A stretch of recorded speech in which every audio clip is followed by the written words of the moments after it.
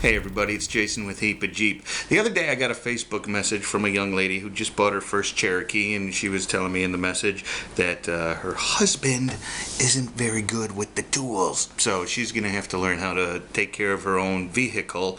And specifically asked me for an oil change video, and I was just going to send her a link to one, and I realized, you know what? I have never videotaped myself changing the oil on my Cherokee. So I needed to do it today anyways. I'm going on a road trip tomorrow, and wanted to change it before I went on that long drive. So I'll run the camera here and get you an oil change video and put this under my general maintenance. So I actually just got home from work. On the way home I stopped at the store and got all the oil change stuff so the engine's nice and warm, and let me get things set up and we'll go change some oil. Now, it's not absolutely necessary to get in here and jack the vehicle up. If you're skinny enough, you can fit underneath it without jacking it up. I did it just so I had a little extra room because, well, I'm a big guy. First thing we need to do is take the old oil out. This is a 14mm wrench. You could use a socket. Make sure you are getting the oil pan and not the transmission pan. And then have a catch pan underneath. All you do is loosen it up. Now my oil's a little warm because I just got back from work. I stopped at the store and picked up all the supplies for the oil change. So that's actually a good thing to do. You want the oil to be mixed up because then more stuff is suspended in it. And then when you drain it, you get more crap out. So just be careful because it's going to be a little hot if you've been driving it. And your exhaust is going to be hot and you're working right next to that. So just be careful. But you want to get this bolt out, and then when you get it out, the oil's just going to come pouring out. Make sure your catch pan is underneath, and there we go.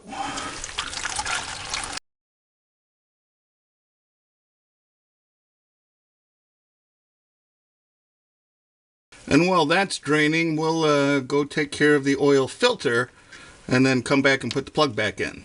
Okay, so right next to the dipstick, which is this right here, and straight down, you're going to see this large cylindrical object. That is your oil filter. And on the Cherokee, it's pretty dang easy to reach. I like going at it from up above. You could go at it from underneath. Now, there is a plug here. This is your oil pressure sending unit. And it's probably best if you unplug that. Now mine is a little glitchy. I hate doing it because it needs to be replaced because the plug is so messed up. But I'm gonna do it just to show you what it looks like, and you just set it out of the way and then you don't have to worry about it. It got messed up probably from people not taking it off and moving it out of the way and then going in and trying to get the oil filter off. I like using these kind of, it's an oil filter wrench, but it's really like just a big pair of pliers, and it just fits around the oil filter, and then you turn it lefty-loosey. There's a bunch of different kinds. Just pick the one that you like the best.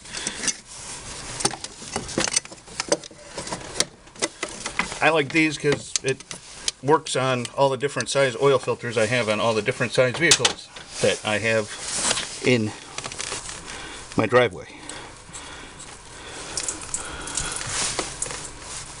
So, oh yeah, I forgot to mention, make sure your catch pan is underneath where the oil filter goes to, because I'm dripping it on my garage floor. My wife's not going to be happy.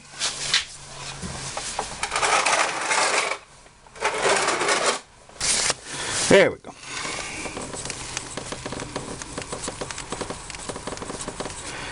And you just unscrew it till it comes off. It's full of oil, so just be careful.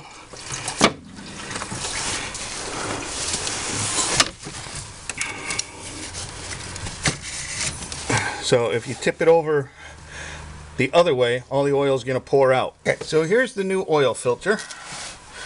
Bright and shiny. And one of the things I'm going to do is take some of the new oil I have, stick my finger in there and get it oily. Yes, it's a dirty job. somebody's got to do it. And then I'm going to put that oil right around this seal. Put a little bit on the threads. But you want to get this rubber ring. It will just make it easier getting it off in the future if you put that oil on the seal. It just won't bind up and just make life a little easier for you. Then all you're going to do is go down and screw the new one on where the old one unscrewed. After it gets nice and snug,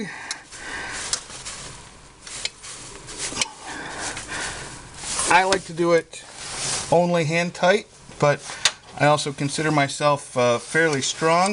If you don't consider yourself fairly strong, you could take your oil filter wrench, put it on there, and give it, you just want it snug. You don't want it tight, just snug. And then if it's leaking after you fill it with oil and run the engine, you can always snug it up more. But if you snug it up too much now, you can do damage to the filter, to the oil filter adapter, and to the threads on the filter. You just don't do it. It will make life more difficult for you. Now, with the oil filter in place, I'm going to take our sending unit plug and plug it back in. Again, hopefully it didn't mess with my gauge too much. My plug is actually messed up. The wire is, so that's why I don't like unplugging it myself. I can work around it, but it's easier if you do.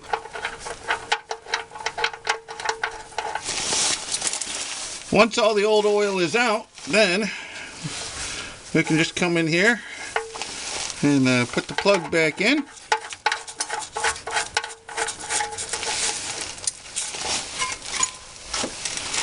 Snug her down. You don't want to go too tight, just snug. If you go too tight, you could really screw yourself up, and you'd have to get a whole new oil pan, and dropping that is not something that is fun to do. So just snug is all you need.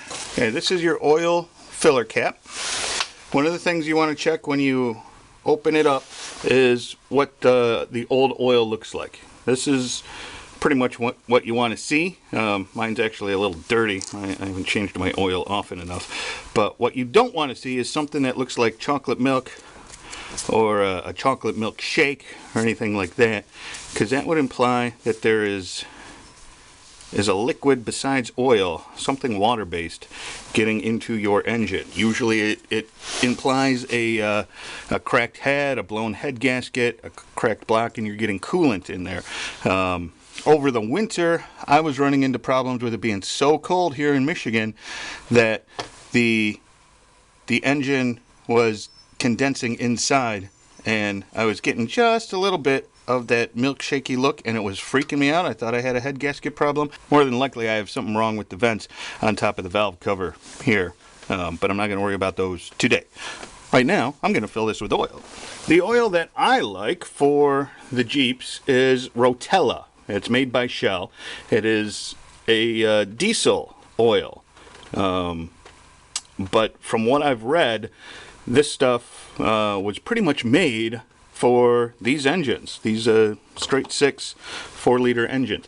I found a write-up on a Jeep forum, a Cherokee forum, all about Rotella and why it might be the best. And depending on what vehicle you're doing, if you're not doing a Jeep, there's probably write-ups all over the internet about what oil your vehicle likes the best.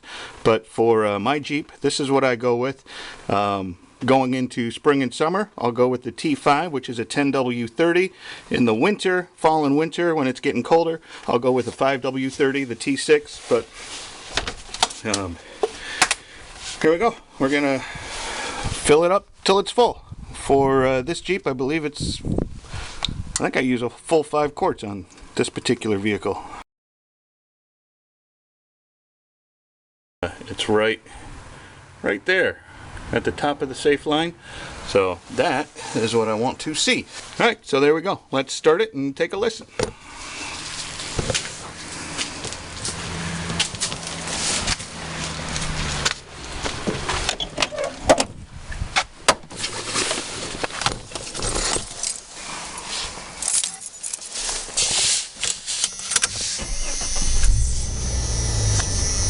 An FBI agent has testified under oath at the trial on Wednesday.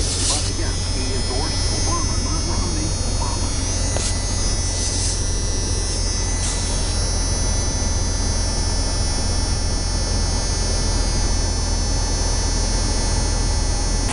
I'm not hearing any clunking, clinking, anything like that. Now let's look underneath, make sure nothing's dripping. And I am not seeing any drips or anything, so there we go. So then you just want to take all your old oil and dump it, you know, use a funnel and a helper if you need them, but dump it into the container you just got to fill it in. Generally what you take out of your engine and is in the catch pan will be what you put in.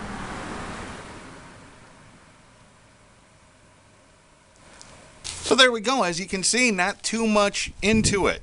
Just make sure you get the right oil. I will try to find the link to that article I mentioned, or the forum page that talks about Rotella and why the Cherokee engine, the 4.0, really likes the Rotella diesel oil. And I'll put that in the description below the video. So please subscribe to the Heap of Jeep channel. We've got more XJs coming. We got one more XJ coming, and then at some point we're going to be adding a I don't know, a YJ or a TJ, some kind of Wrangler is going to be joining the Heap of Jeep family too. So lots more repair videos coming up. I say repair because you deal with me, someone who's not a mechanic, trying to fix things, but hopefully it's helping you out.